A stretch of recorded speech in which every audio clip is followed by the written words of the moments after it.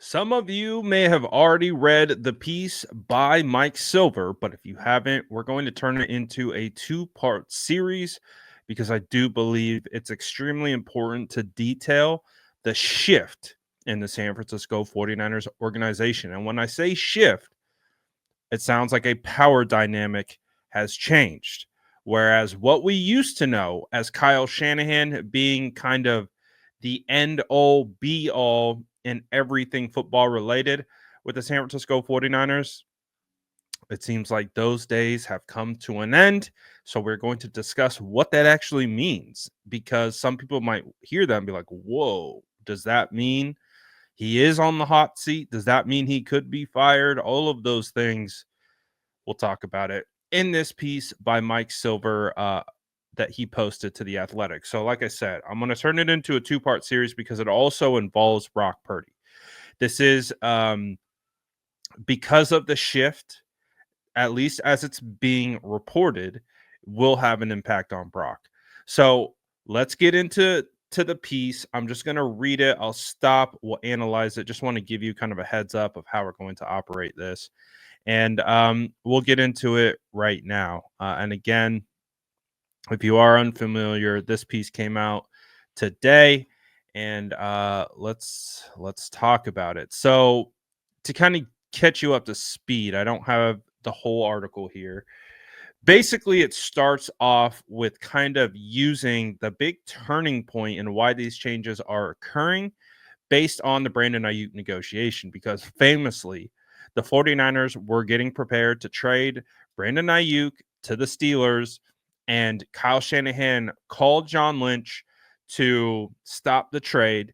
And according to Mike Silver, as he reports, John Lynch didn't pick up the phone. So Kyle thought that he was literally on the phone with the Pittsburgh Steelers finalizing the deal to trade Brandon Ayuk. And so that's where the story comes from of Kyle Shanahan running upstairs to John Lynch's office to stop the trade from happening. So, and as we know, we know what happens next. The 49ers pay Brandon Ayuk $30 million per year, a deal that they did not want to pay him. And I can understand why, especially by waiting on it, allowing the market to explode and paying him much more than what they could have had him had if they had gotten this done earlier in the process. They ultimately pay him. BA goes down with an injury, and clearly all we have heard this offseason is everyone is clearly upset with the deal that was paid to Brandon Ayuk, and I guess Brandon Ayuk's antic, at least coming from insiders around the San Francisco 49ers. So that's how this article started. Let's start right here, and we'll get into it. In the wake of a 6-11 season, a more significant change has taken place. Going all in is out. Coach-driven emotion is no longer a guiding principle. The 49ers are attempting to be cold, calculated, and analytical when it comes to roster decisions and organizational reset that coincides with the negotiation of a massive contract extension for quarterback Brock Purdy. So right there, right out the gate, you can see exactly what I'm talking about. They have made a huge shift away from Kyle Shanahan being the final say. And it sounds like that has now shifted into someone else's hands. And we'll talk about who that person is as we get into the article and it continues. Purdy, the NFL's most underpaid player during his first 3 seasons, wants a lot of York's money. More so than in the past years, there likely will be a fight for every penny. This is not to say that York has suddenly become cheap or that after 4 NFC Championship game appearances and 2 narrow Super Bowl losses during a 5-season span, 2019 to 2023, he's no longer desperate to capture the franchise's 6th Lombardi trophy. Try as some fans might, it's tough to try to portray an owner who spent an NFL high $334 million on players' actual cash, not salary cap dollars, in 2024 as a penny pincher. All right, before I keep going, let's kind of circle back. I don't want to miss some of these points. So I think what you can see right here is that the money being spent is going to dramatically change, at least moving forward, of how the 49ers do business. Their current way of clearly throwing a lot of money at these players, they're basically saying that will change. And it's coming at a time where Brock Purdy needs to get paid or is in the middle of a contract negotiation. So I'm sure you can imagine what what some of the potential pitfalls might be. Uh, he goes on to say it's even tougher to make the case that York got his money's worth. Ayuk, who predictably got off to a slow start before suffering a season-ending knee injury in mid-October, serves as a classic case of buyer's remorse. As my colleague Diana Rossini and I reported last week, the 49ers are open to trading him this offseason. Last week, the 49ers agreed to a deal to another high-priced wide receiver, Deebo Samuel, to the Washington Commanders for a fifth-round draft pick.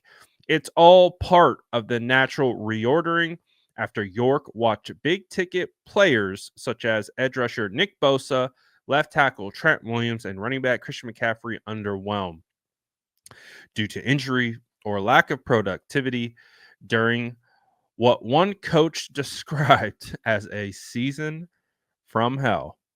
Well, I think the fan base would agree with that assessment of what last year was.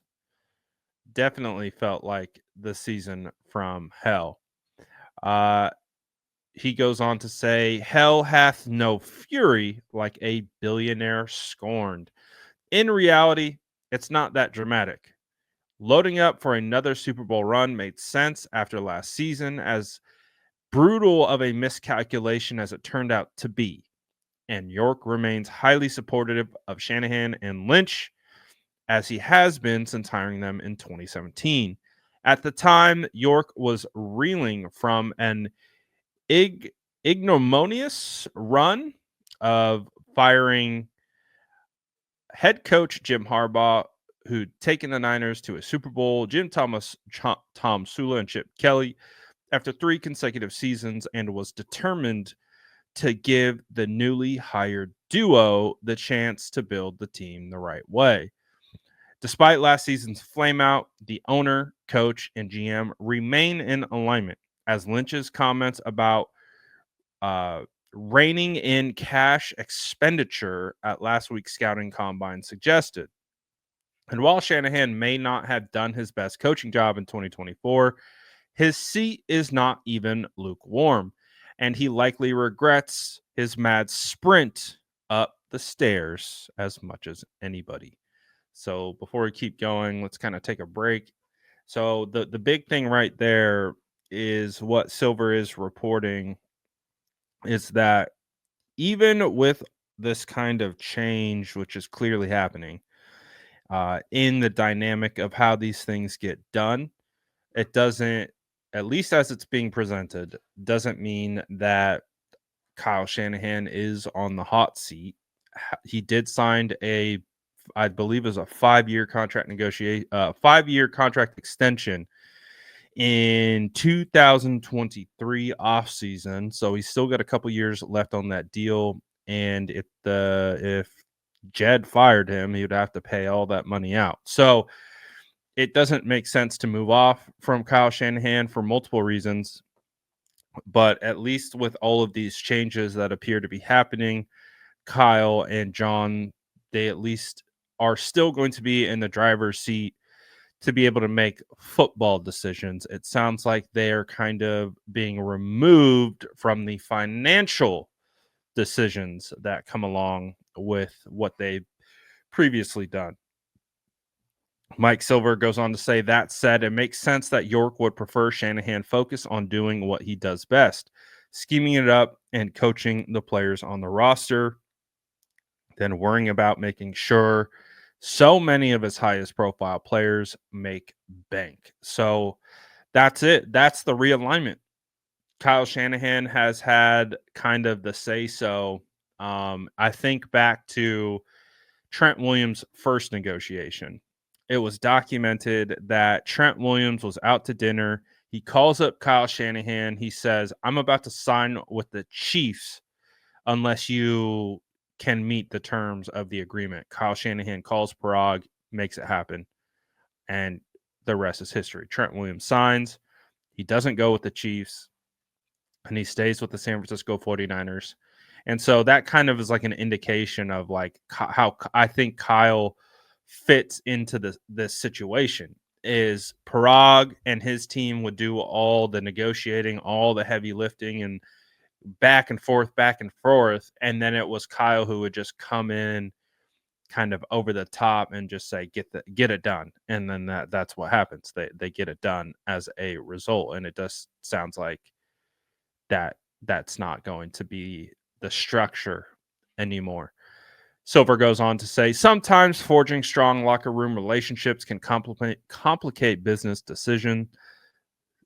3 years ago, after Samuel wanted a massive extension and publicly demanded a trade, Shanahan and Lynch got on an airplane and met with the disgruntled player in an unsuccessful effort to placate him.